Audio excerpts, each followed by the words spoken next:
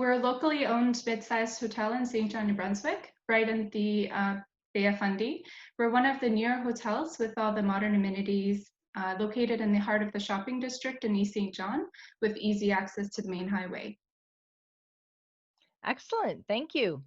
And we've been going through a lot of changes lately with COVID-19, as a lot of businesses and tourism businesses, especially here in New Brunswick.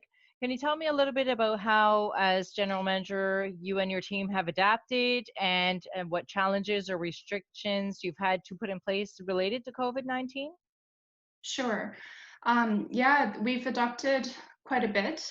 We've adopted in having a very strict set of protocols and procedures to result in clean and safe rooms for our guests and safety procedures for our staff.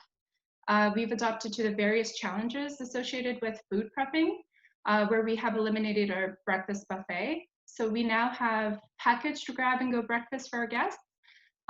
This still incorporates our hot and cold items, such as our ham and bacon breakfast sandwiches.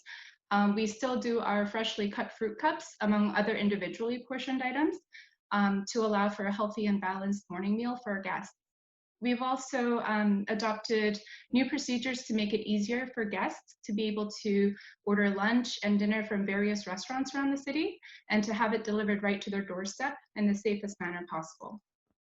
And we've also Wow. installed protective barriers at our front desk, and we've placed indicators throughout the hotel so that people can maintain their social distancing. We've also installed hand sanitizing stations all throughout the building as well. Do you work with other operators in the region? We have several that are working together to kind of either package or just kind of do that any type of partnership so that it really helps support each other. Is there anything that Best Western plus St. John has done? Yeah, absolutely. Well, we are a member of the St. John Hotel Association, and Hmm. actually, as a group, we've developed a marketing campaign that would encourage people to use St. John, New Brunswick as a base camp for their staycations this summer. So that, in turn, helps the operators in our region. So the idea is to stay with us and play all over. So people can stay with us and explore the entire Fundy coast, situated on the phenomenal Bay of Fundy, over a number of days.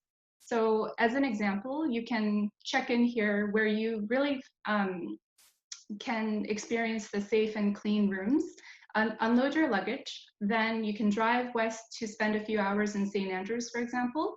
You can do whale watching, explore the Kingsbury Gardens or the aquarium, and then you can return to St. John to spend the evening exploring the famous restaurants. We have a lot of award-winning restaurants in the port city, and then you can have a great night's sleep and enjoy your complimentary breakfast in the morning. The next day, you can explore beautiful uptown, or if you're adventurous, you can visit Dominion Park, where they have timber top adventures, or you can kayak at Go Fundy events, or you could even drive to the eastern Fundy coast this time and have a day trip in St. Martin's, where they have Fundy Trail with many of its walking trails, driving trails, suspension bridge, beaches, brooks, waterfalls. It's just an outdoor paradise all around here, not to mention the outdoor activities like sea kayaking to explore the caves. You can enjoy world famous chowder or fish and chips at the Caves restaurant while you watch the tides come in and go out. Again, you can return to base camp, which is St. John, and explore many of our great restaurants, shops, and galleries for the day. On Thursday nights, our historical city markets open for the night.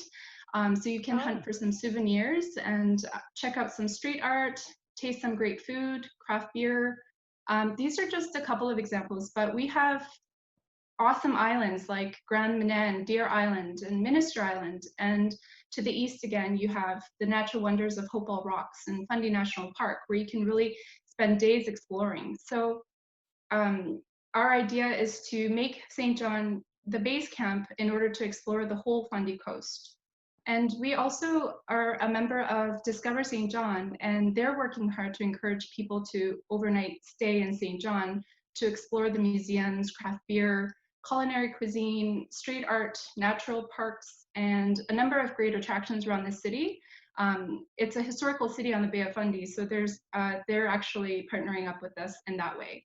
Jasmine.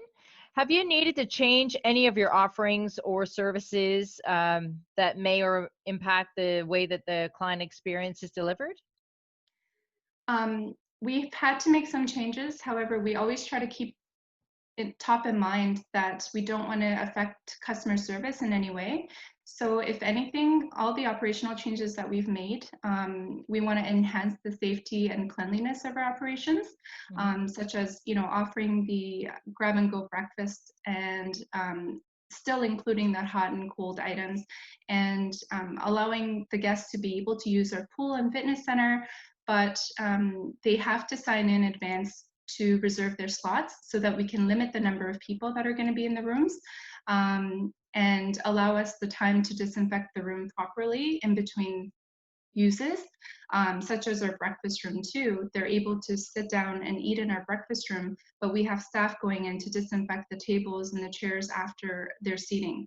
So everything that we do, any changes that we've made in our services are to heighten the safety and cleanliness of our operations, but not to allow that to affect our customer service experience.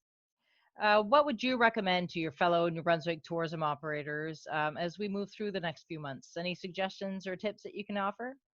Sure.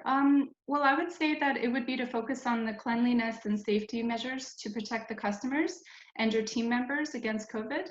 I encourage our team members to follow all safety protocols as if everybody has COVID, and therefore reducing the risk of transmitting it in the case that anyone actually does have it.